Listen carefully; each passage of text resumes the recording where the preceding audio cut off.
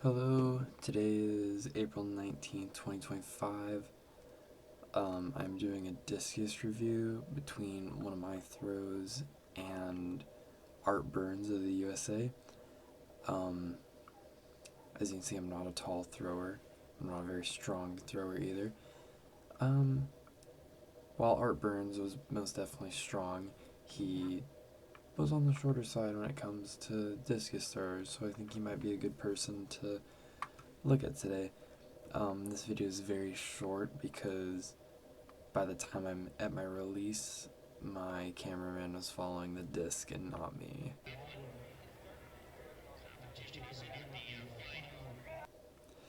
But we can still look at it.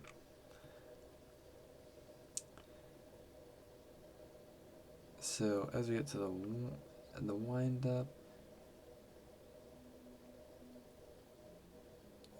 it's about the frame before we start putting forward momentum. Off the bat, something I'd like to point out is, so I can change the color here.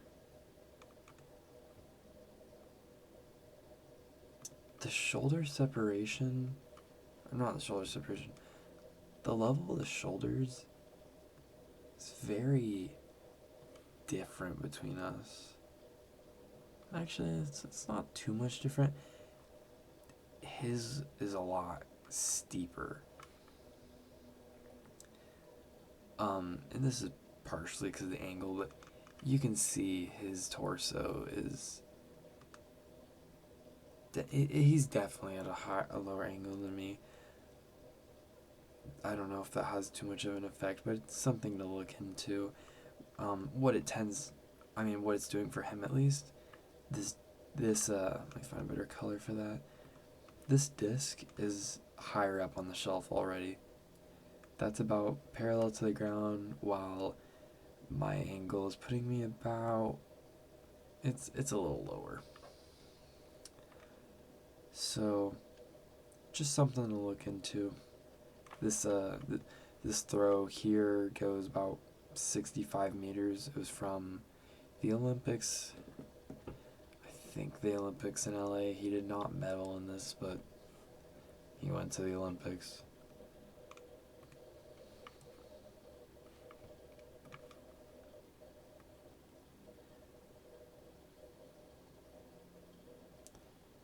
I think I edited it poorly because I'm already here when he's there.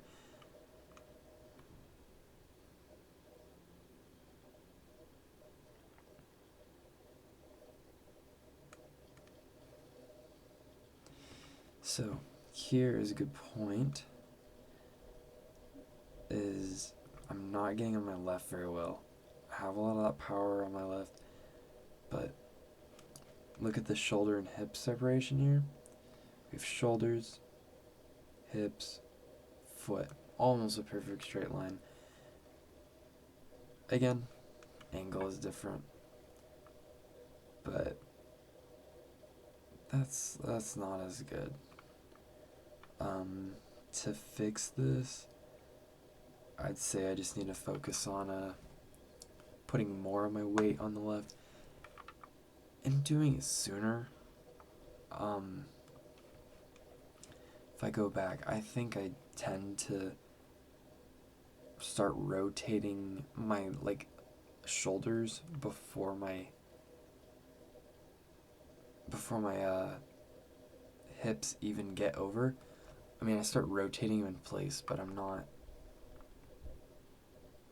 bringing them in.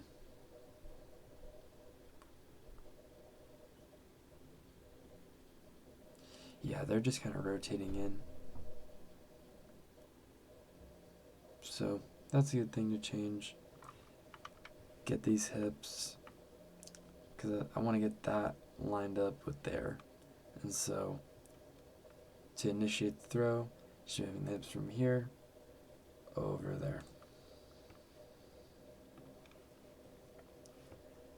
Alright, let's move into the sprint.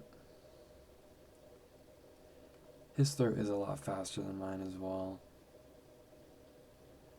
And there's a disc in the way.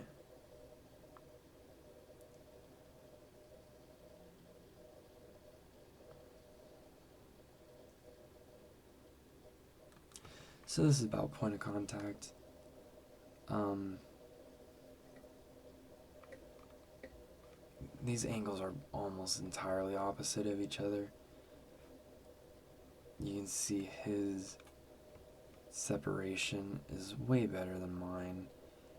If this was him right now, I'd be about there, maybe even there, if you line it up. Except he has a higher up, of course. His leg is higher up, but I think he has been on the ground for a frame or two longer. Here's something to notice. I wanted to think that my chest was way too down. He's got a pretty similar, this angle doesn't help, he's got a pretty similar chest angle. And this finish is what's going to be the kicker.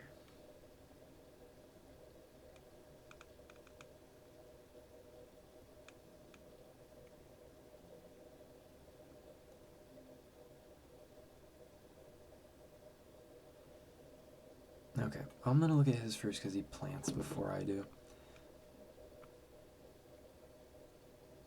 Very quick stomp into the ground. Almost doesn't look like the most separation. The disc is kind of there, which is almost in line with his hips. It's still separation, and he's a really good thrower, but here's the thing to notice. As soon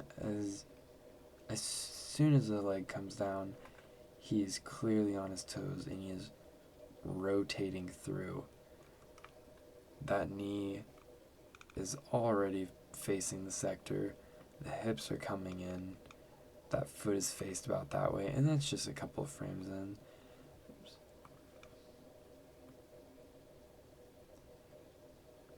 Still turning, still pushing, and by then everything is facing the sector.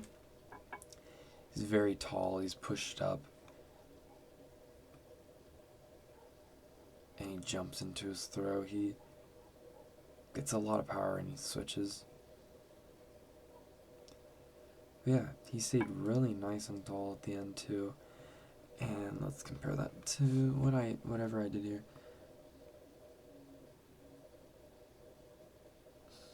I kind of planted here. I could probably put my foot down back farther. I'm not disappointed with how far this disc is back. I think that's pretty good separation. I'm on my toes.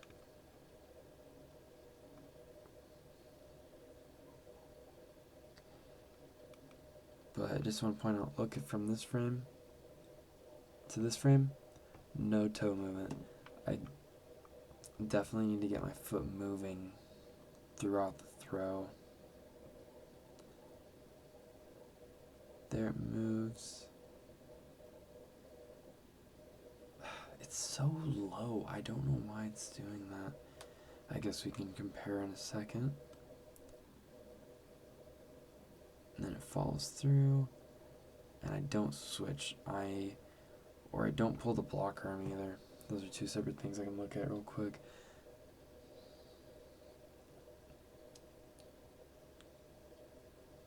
Let's see.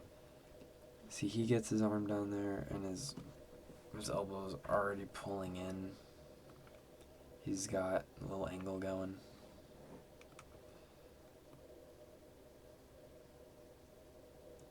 His block arm isn't the most active, but it's a very quick release.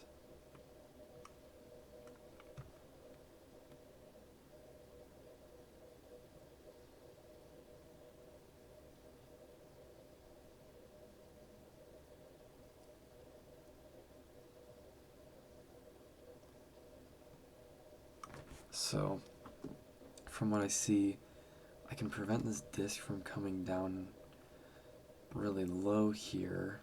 Switch it up a little bit, because I'm almost getting it to come down here, which is not good. It's going to travel a lot faster out here in line with my shoulders.